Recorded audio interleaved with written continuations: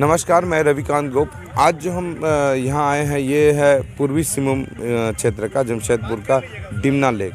यहाँ डिमना लेक में यदुवंशी गोप समाज युवा मंच जो है लगातार कुछ वर्षों से जो है प्रयासरत है अपने समाज को आगे बढ़ाने के लिए। आज इसी जगह उन यदुवंशी गोप समाज का एक विशेष बैठक रखी गई है जिसको मिलन सा वनभोज समारोह भी कहेंगे।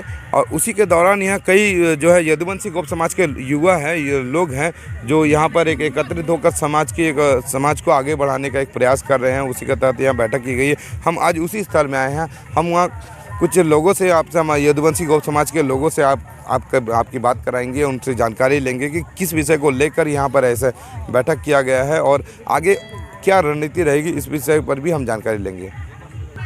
अभी जो है ये एक ऐसा स्थल है जहाँ पर इसको पिकनिक स्पॉट भी कहा जाता है। यहाँ पर यदुवंशी गोप समाज के लोग भी हैं जो किसी विशेष मुद्दे को लेकर आज यहाँ बैठक कर रहे हैं और कुछ न कुछ निर्णय भी कर रहे हैं। तो यहाँ पर आप जो देख रहे हैं कि चारों ओर जो यदुवंशी गोप समाज युवा मंच के लगभग सभी सदस्य हैं यहाँ पर, जो कोल्हान के हर क्षेत्र से आए हुए हैं। जो समाज के अध्यक्ष हैं यदुवंशी गोप समाज के अध्यक्ष, उनसे हम बात करना चाहेंगे। सर, ये आज किस विषय को लेकर ये बैठक रखी गई है और क्या है इसका पूरा मामला?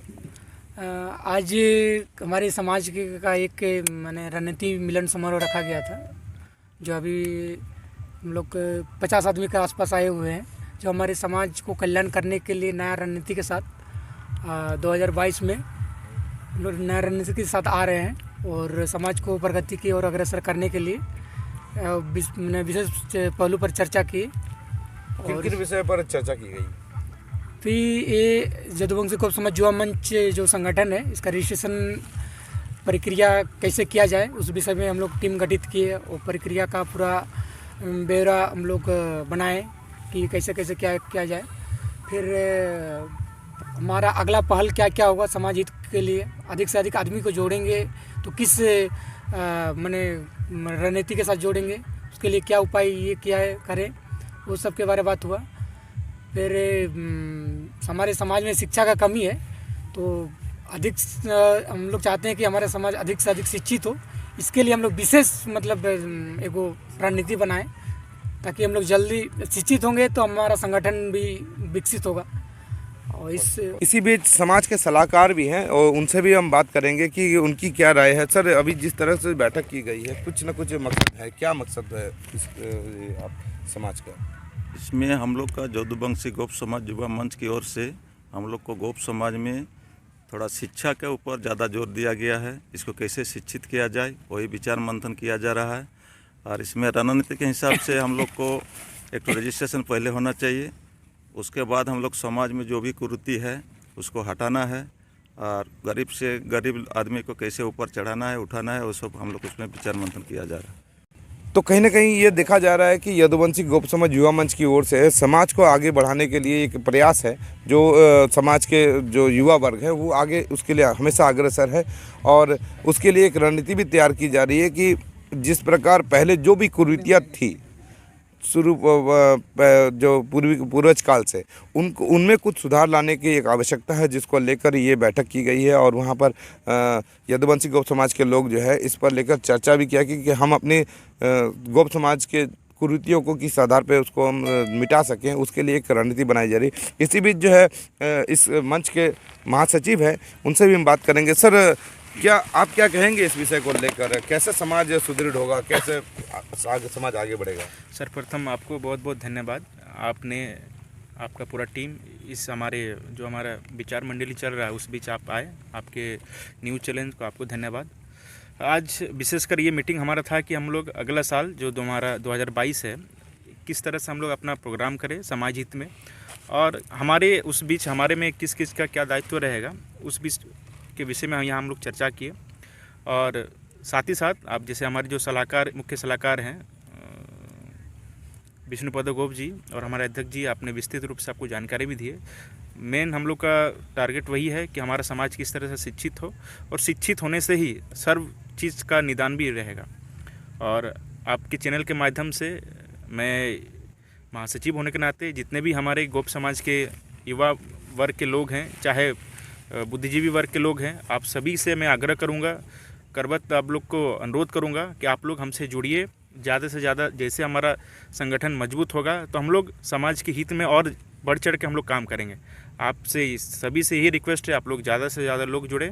साथ ही साथ अभी कुछ दिन पहले अभी क्रिसमस आएगी, नववर्ष रहेगा, मकर संक्रांति भी है, तो आप सभी को इस तीनों पर्व के लिए आप सभी को शुभकामनाएं, बधाई। आप लोग स्वस्थ और सुरक्षित कोरोना के गाइडलाइन को पालन करते हुए आप लोग ये पर्व त्यौहार मनाइए। और अभी तक हमारे समाज के जितने भी लोग हैं जिन्होंने अभी तक वैक्सीन नहीं लिया है, उन्हें भी अनुरोध है कि आप लोग वैक्सीन लेकर एक टीका ले लें ताकि इस रोग से बचाव कर सकें। धन्यवाद।